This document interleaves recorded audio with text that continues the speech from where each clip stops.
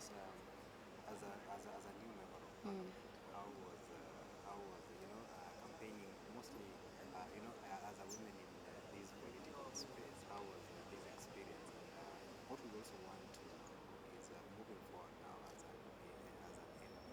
What are the pertinent issues that you really want to prioritize to address in your leadership? I'm Njeri Maina, the county woman member to the National Assembly, Kirinyaga County. And perhaps for me, the major hurdles that I met along the way were financial challenges and obviously selling your agenda as a young person and having people believe in you. We've seen past times, rather often times, that young people are dismissed. So for me, that is what I built upon. And I sold my agenda to the people of Kirinyaga. I focused on 3 core issues: education, social welfare, and also ensuring that the projects that we run with the women are sustainable economic empowerment programs. Beyond and above just being a representative of specific demographics, I will also be like any other national member of parliament. So I will be able to legislate on matters that concern Kirinyaga constituents and the nation as a whole. I'm keen on agriculture and healthcare. All right.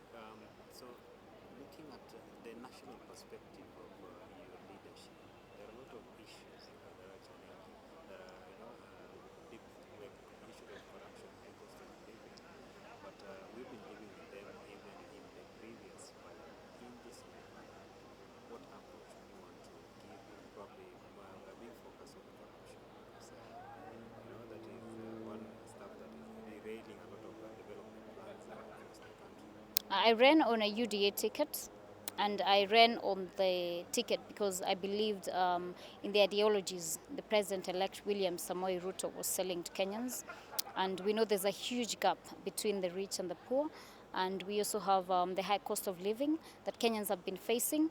I'm told now unga is back to 210 shillings, and various basic commodities have skyrocketed.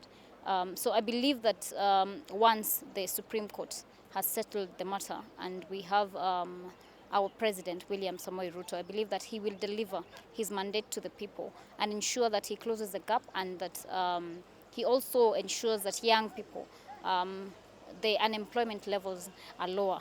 That is not something that can be done overnight, because it is not like a clean sweep.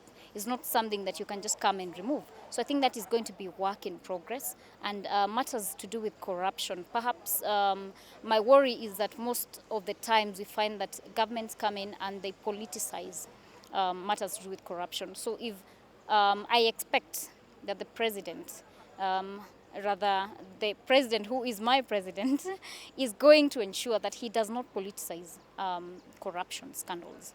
It doesn't matter whether it's an ally. As long as you have been caught with a corruption case, let the law take its course, and let justice be served, so that at least we can see a difference in the narrative.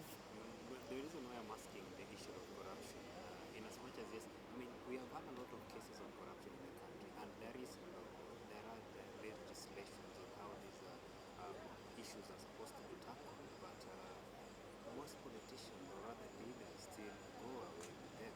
So probably in this issue of corruption, would you probably wish to probably sponsor a bill on how differently the belts can be tightened on the corruption? I think perhaps it's not even about tightening the belts, and I'm speaking this from a legal practitioner perspective, because at the end of the day, a court of law is going to expect justice, and it is going to expect production, or rather adducing of evidence. So I believe it is up to the prosecution